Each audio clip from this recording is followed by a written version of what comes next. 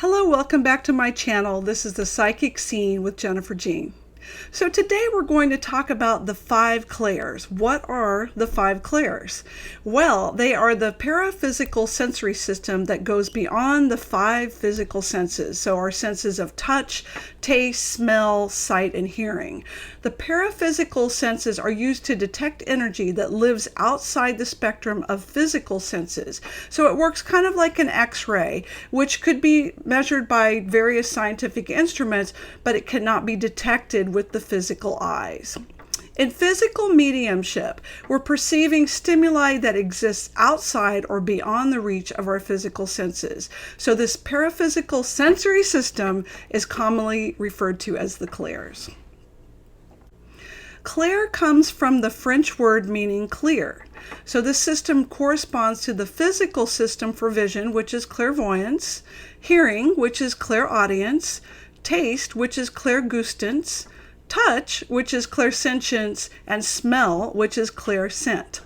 In most of the 5 Clairs, there's both an objective and a subjective phase. So in general, the objective phases involve the higher awareness projecting the stimulus directly onto the sensory system, while in the subjective phases, the stimulus is projected directly into the mind and bypasses the physical system altogether.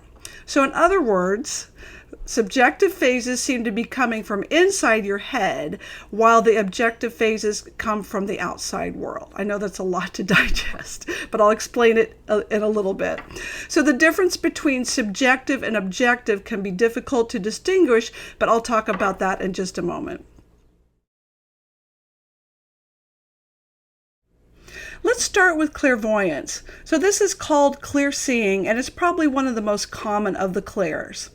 In mental mediumship, this refers to a medium who's able to see spirit and images. So the message is usually a visual one, and those images can be literal or symbolic. Again, there's 2 different kinds of clairvoyance, which is both subjective and objective. So in this case, subjective is kind of like a movie being played in your mind. It's in your mind's eye, and you may see images of spirit. And then there's also the objective, which is when you're actually seeing spirits or spirit energy, and that can freak a lot of people out. I remember my first seance that I ever went to. They get you comfortable. They don't tell you what's going to happen because you never know what's going to happen. They play music. They lead you through a protection and a meditation, and then you open your eyes and you see all these beautiful spirit lights in the room. So it can be a little scary at first, but it's actually a very peaceful feeling.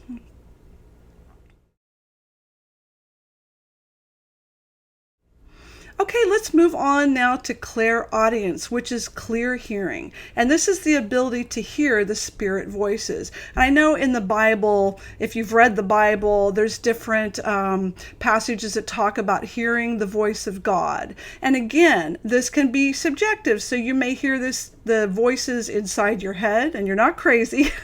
You may hear them inside your head, or it may be objective, where you actually do hear whispers, and maybe you hear your name. That's happened to me where I've been in meditation. I hear my name while I'm meditating.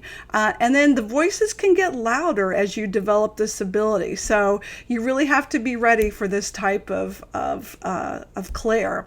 But anyway, a lot of times I notice that I hear spirit voices before I go to sleep, and that's usually when your brain is in the alpha wave, so you're going to be more susceptible to hearing that. But that is the Clair of clairaudience.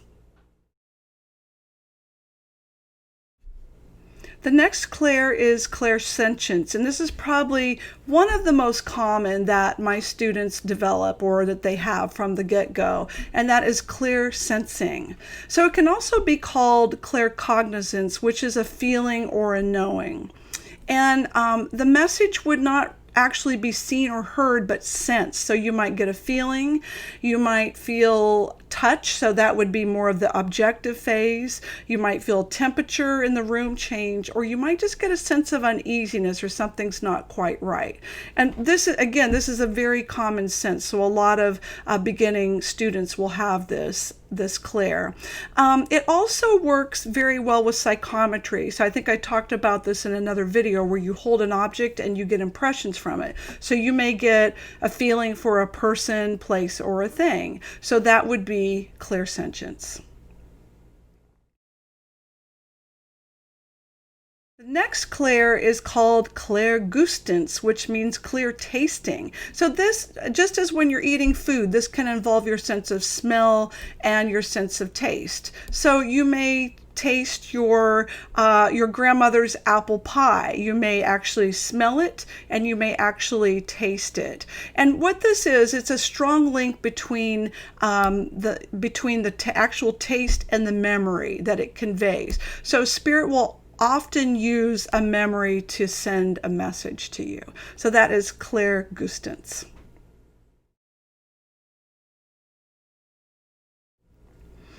The last Clair is called Clairscent, and this is just the sense of smell. So the aroma is not actually present, but it may indicate that a guide or a loved one is around. And this is also connected to memory. This is probably, again, one of the most common means of communication used by spirit.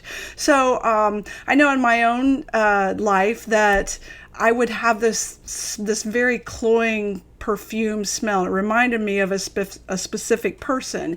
Whenever I smelled it, it brought back the memory of that person. So it's not always good, especially if you investigate houses that seem to have spirits in them. You may have a variety of smells that don't come from the house itself, that you may be perceiving different spirits in the house. So that is Clairscent. So how can we develop these Clairs? So the more you use it, the better it becomes. It just takes practice. And everyone has a paraphysical sense that is stronger than the others. So you start with that, you build on that, and you get stronger in the others. But it's best not to compare our abilities with others and just let them develop naturally. And just know, just like every other talent or gift you have, that it will develop at its own pace.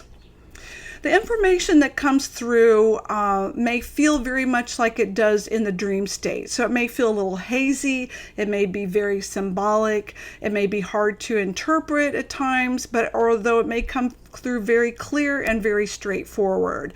So remember that these impressions that come through may be more symbolic than literal, and that's usually about 99% of the impressions will come through as symbolic. So symbols can come through all the sensory systems, and when an impression comes to you, work on both the literal and the symbolic meaning to get the outcome that you want.